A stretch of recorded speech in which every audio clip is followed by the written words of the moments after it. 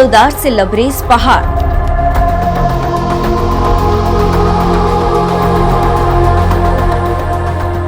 पर्वतराज हिमालय के दीदार,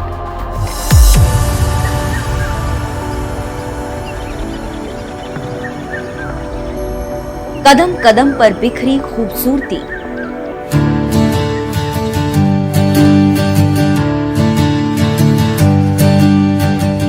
जो एक बार यहाँ आता है यहीं का हो जाना चाहता है। उत्तराखंड के ऐसे सौंदर्य के बीच अगर चाय के बागान देखने को मिल जाए तो क्या कहने।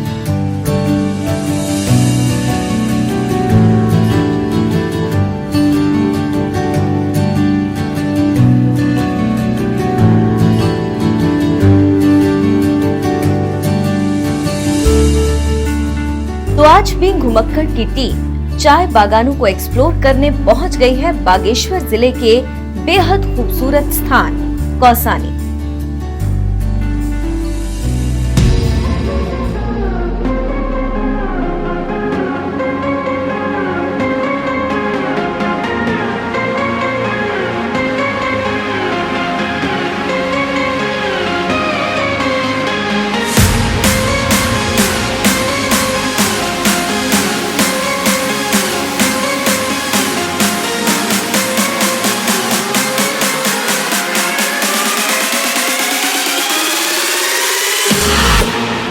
वही कौसानी जिसे महात्मा गांधी ने भारत का स्विट्जरलैंड कहा, वही कौसानी जहां दुनिया भर से लोग सूर्योदय और सूर्यास्त देखने पहुंचते हैं। आज ऐसे खूबसूरत कौसानी के चाय बागान घूमी, उनकी एक एक खूबियों को जानिए, कैसे यहाँ की चाय की अंतर्राष्ट्रीय स्तर पर मांग रही है वो भी समझिए।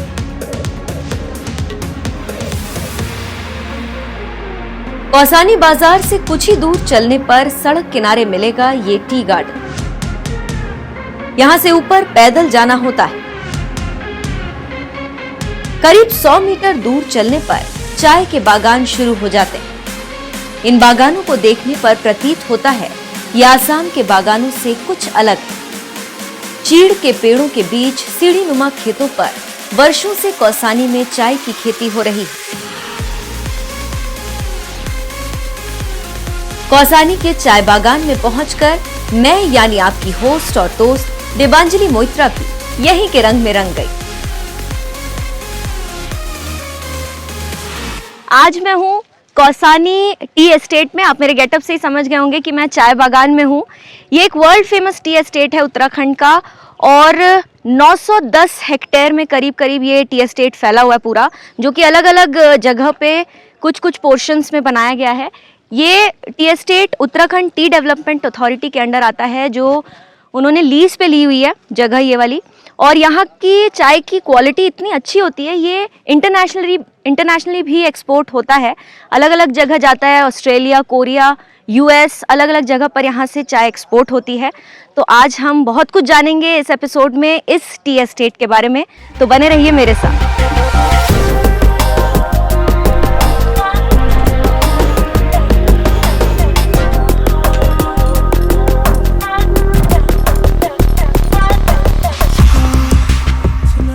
सिर पर कपड़ा बांध पीठ पर डोका डालकर चाय की पत्तियों को तोड़ना शुरू कर दिया। तब वही मौजूद एक आंटी ने समझाया, पत्तियों को ऐसे नहीं ऐसे तोड़ा जाता है। फिर क्या था, इसके बाद कुछ देर प्रैक्टिस हुई और अगले कुछ मिनटों में वही परफेक्शन मुझ में भी आ गया। घुमक्कड़ की टीम ने चाय बागान को एक्सप्लोर तो कर लिया, लेकिन चाय की खेती को अभी करीब से समझना था। इसीलिए हमने टी गार्डन से ही जुड़े 2 लोगों से बात की। इनमें से एक थे किशन सिंह मेहरा और दूसरे थे दिनेश लोहनी। सबसे पहले किशन मेहरा को सुनिए, जिन्होंने हमें आसाम और कौसानी की चाय के बीच का फर्क समझाया। सबसे पहले तो मैं जानना चाहती हूँ, आसाम के चाय बागान से यहाँ का चाय बागान कैसे अलग है, क्या डिफरेंस है क्वालिटी में? क्वालिटी यहाँ पर बनती है आपकी ये ऑर्थोडॉक्स। अच्छा। इसमें खाली 2 पत्ता कली इतना ही प्लग होता है। अच्छा। और जो सीटीसी बनती है वो आसाम में, ये आपकी जैसे दार्जिलिंग में बनती है ऑर्थोडॉक्स होल लीफ टी, वो यहाँ पे बनती है। तो और कौन कौन से क्वालिटी के वैरायटी है यहाँ पे? इसमें आपके 3-4 वैरायटी सीड का लगा हुआ है और 3-4 वैरायटी क्लोन का लगा हुआ है। अच्छा, अभी जो होता है उसका प्रोडक्शन एक साथ ही होता है। तो सबसे बेस्ट क्वालिटी बस क्वालिटी यहाँ पर पहले जब फैक्ट्री तब बनी थी आपकी वाइट गोल्ड टी। अच्छा, जो उस टाइम आज से 12 या 15 साल पहले वो बनी थी, उस टाइम आपकी 42,750 रुपये पर केजी की टायर। अच्छा, प्राइवेट कंपनी थी रियाज करके। अभी क्या रेट चल रहा है क्वालिटी के हिसाब से? अभी तो यहाँ पर 1500 रुपये किलो। 1500 रुपये अभी वो नहीं बन रही है, जैसे वाइट टी प्रीमियम गोल्ड या वाइट गोल्ड दो चीज वो अभी नहीं बन रही है, अभी बनेगी शायद। अच्छा, अभी वो नहीं बन रही।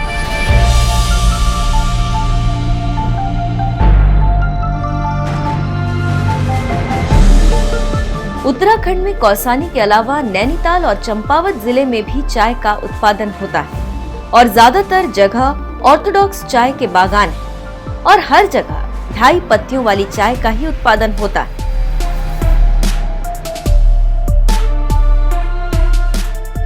तो अभी ये जो चाय दे रहे हैं ये ऑर्थोडॉक्स चाय ये मांग रहे हैं, आप देख रहे हैं इसमें से 2.5 पत्ता आप देखिए, ये 2.5 पत्ता चाय है तो इसका रेट इन्होंने बहुत कम रखा हुआ है वैसे। अच्छा, क्या रेट हो रहा है अभी इसका दिनेश जी? इसका रेट करीब करीब अभी ये दे रहे हैं, बहुत कम रेट दे रहे हैं। काश्तकार के हित में तो ये नहीं है, इस तरीके से तो काश्तकार ऐसा है कि मैं तो लग रहा हूँ काफ़ी गरीब हो जाएगा। हाँ। तो मैं चाह रहा था कि इसमें अगर सबसे बड़ी बात तो ये है कि ये 2.5 पत्ता मांगेंगे जब तो ऐसा है कि ज़मीन हमारे को सौंपने की बात कर रहे हैं। अच्छा, है ना। दूसरा कटौती की बात भी बहुत होती है। तो मेरा तो बॉन्ड जो है 30 साल का है, मैं सोच रहा हूँ कि 30 साल से पहले हम अगर इसको वापस ले लें तो ले लेंगे, लेकिन ऐसा है कि क्या हमको ऑर्थोडॉक्स में ये 300 रुपये केजी पत्ती देंगे? सबसे बड़ी समस्या काश्तकार के हित में बोलना चाहिए आदमी। अच्छा, दूसरी मैं ये चाह रहा हूँ कि ठीक है ऑर्थोडॉक्स 300 रुपये केजी है, इसके ही नीचे एक ऐसा है कि CTC चाय है जो अभी आसाम में बन रही है, आप देख रहे हैं। हमारे यहाँ तो इसको ऐसा है, गाँव में ये लोग इसको नहीं पीते हैं। अच्छा, क्योंकि ये थोड़ी सी महंगी भी है और इसमें थोड़ा सा कलर तो है, इसका बनाने की विधि अलग अलग है। जो भाटिया जी मैं आपको बता रहा हूँ वो इसको बनाते थे चाय को, काफ़ी अच्छे चाय बनाते हैं। हम भी लोग चाय बना रहे हैं तो फ्लेवर तो आ ही रहा है, ऐसी बात नहीं आ रहा है वाली बात है, लेकिन उसका थोड़ा सा महक अच्छी है इसकी। अच्छा। अब मैं सोच रहा हूँ कि CTC अगर ये बनाए तो उसमें क्या होगा कि CTC में क्या होगा कि 4 पत्ता भी जाएगा, 5 पत्ता भी जाएगा, थोड़ा सा मुलायम है वो भी जाएगा।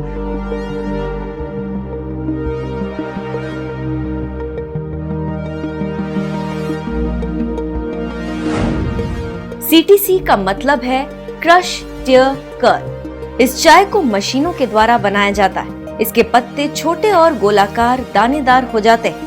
यही चाय आजकल अमूमन हर घर में दूध और शक्कर डालकर पी जाती है। गरम करते ही इसका कलर लाल हो जाता है, जबकि ऑर्थोडॉक्स चाय के पत्ते लंबे और घूमे हुए होते हैं। इस चाय को गर्म पानी के साथ बिना दूध चीनी के पिया जाता है। ग्रीन टी आपको ऑर्थोडॉक्स ही मिलेंगी। ऑर्थोडॉक्स चाय पुराने तरीके से बनाते हैं। इस चाय में 2.5 लीफ वाले पत्तों को तोड़कर सुखाया जाता है। इस चाय की प्रोसेसिंग मुश्किल होती है, इसीलिए इसका दाम CTC चाय के मुकाबले ज्यादा होता है। मांग को देखते हुए कौसानी के फार्मर्स भी अब CTC चाय की खेती करना चाहते हैं। इसकी बड़ी वजह है यहाँ पर मौजूद टी फैक्ट्री का करीब 8 साल से बंद पड़े रहना। मैं चाह रहा हूँ कि उनको अगर ये फैक्ट्री अगर नहीं खोलनी है ऑर्थोडॉक्स तो इसी में CTC खोल दे। अगर इसी में CTC अगर वो नहीं खोल दे तो मैं मन उनको जगह बगल में ही देता हूँ, यहाँ पर हमारे पास जगह निःशुल्क हम उनको जमीन दे देंगे उद्योगपति को बातचीत करके। और दूसरी चीज ये है कि ये क्या होगा कि CTC में क्या होगा कि हम लोकल के लोग भी इस चाय को फिर खरीदेंगे, लेकिन ऐसा है कि स्वास्थ्य के लिए तो चाय यही अच्छी है वैसे। अच्छा, यही वाली अच्छी चाय है। हाँ, अच्छा, सबसे बड़ी बात तो ये है। बिल्कुल। हाँ। तो अभी लगभग कितने लोग जुड़े होंगे यहाँ पे जो प्लकिंग का काम होता है? वैसे तो ये टी डेवलपमेंट अथॉरिटी के अंडर, अभी तो टी बोर्ड के अंदर है ये। हाँ, टी बोर्ड के अंदर है। तो कितने लोग फिर भी यहाँ पे सैलरी बेसिस पे जुड़े हुए होंगे? यहाँ पर तो काफी लोग जुड़े हुए हैं। जैसे मेरा गार्डन है तो मैं अपने घर से जुड़ा हुआ हूँ। अब ऐसे ही मेरे 27 आदमी मेरे गाँव से जुड़े हुए हैं।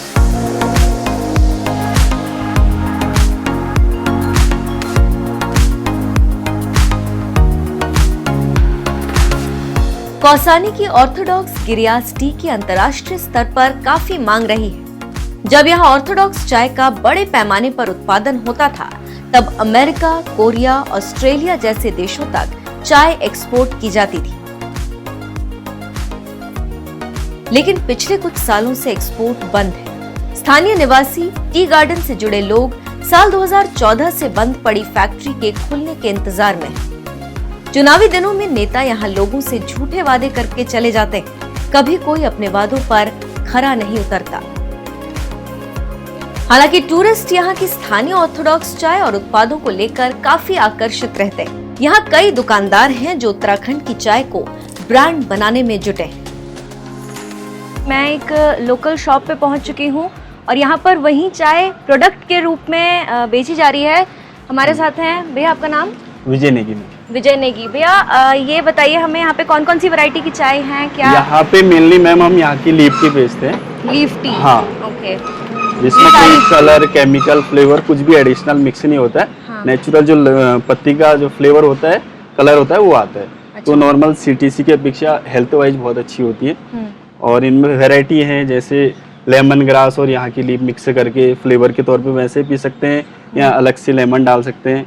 और बाकी विथ मिल्क में इसका हाफ लीफ यूज आ जाता है, जो दूध के साथ पी सकते हैं आप।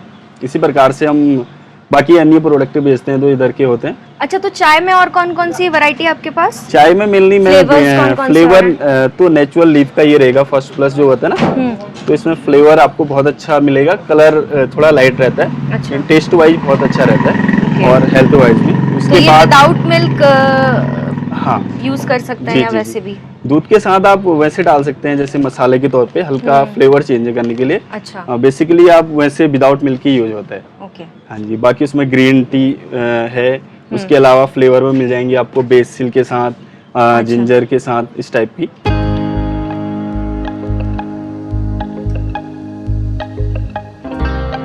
चाय की वैरायटीज के अलावा इन दुकानों में कई और उत्पाद भी मिल जाते हैं जो कौसानी, बागेश्वर के अलग अलग गांवों में तैयार किए जाते हैं। यहाँ के जो पैदावार है, जैसे कि निटिल, लेमन ग्रास, ये बिच्छू घास होता है ना, जो एक्जिमा, स्किन में दाने वगैरह हो जाते हैं, उसमें बहुत यूज होता है उस टाइम पे ना।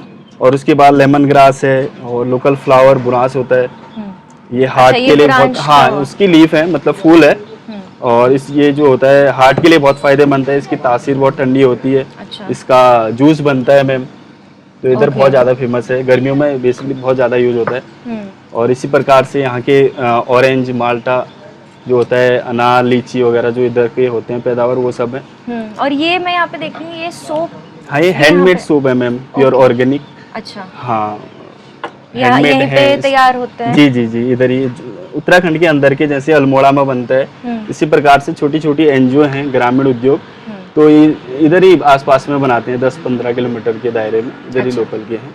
और इसी प्रकार से लोकल हेल्थ वाइज, जैसे यहाँ की काली भट हो गई, जो जॉन्डिस में बहुत फायदा करती है, लीवर के लिए बहुत अच्छी होती है, तो उसको ये हो गया। बाकी रेड राइस है। रेड राइस, हाँ, इससे इसमें जो होता है ना, फाइबर की मात्रा बहुत ज़्यादा होती है, तो इससे भूख बहुत कम लगती है, तो वेट लॉस में काम आता है।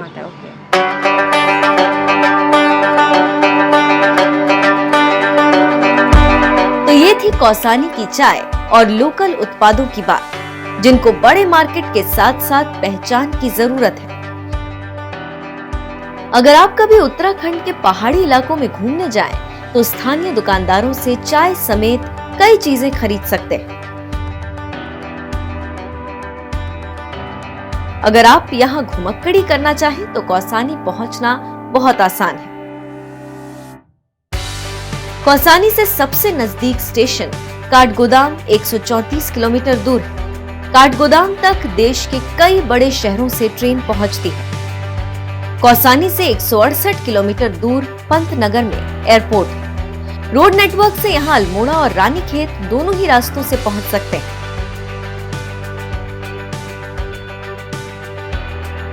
आज के इस एपिसोड में इतना ही। जल्द ही एक नई घुमक्कड़ी के साथ फिर हाजिर होंगे।